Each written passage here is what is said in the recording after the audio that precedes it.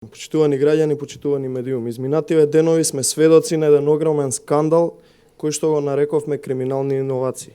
За жал тој скандал нема крај и од ден во ден се повеќе се шири скандалот. Денес јавно сакаме поставиме неколку прашања за уште едно скандалозно доделување на пари од еден од 79 проекти што ги додели Фондот за криминални иновации.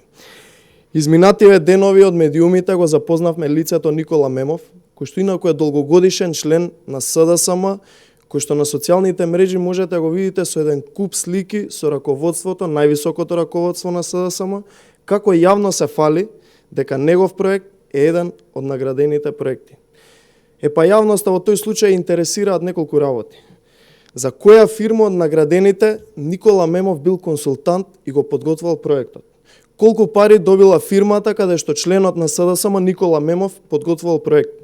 Кој е собственик на фирмата која што го ангажирала членот на СДСМ Никола Мемов и за каков проект се работи?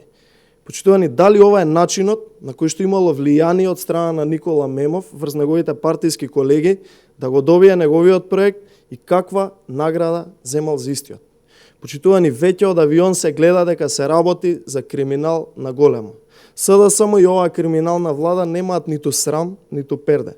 Уште и јавно се фалат на социјалните мрежи дека си поделиле пари меѓу себе, додека граѓаните тонат во сиромаштија и ги однесоа на работ на амбисот. Јавното обвинителство мора да постапи согласно законите. Јавното обвинителство мора да го заврши овој случај според фактите, а фактите говорат дека ова е најголемиот скандал после криминалната приватизација за делење на народни пари во џебовите на партиските олигарси и функционери на СДСМ.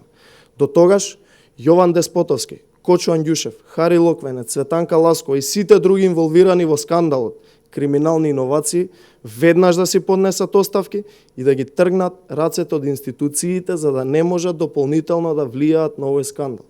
Сите заедно се соучесници во најголемиот можен грабеж на граѓаните и за тоа мора да одговараат. Ви благодарам.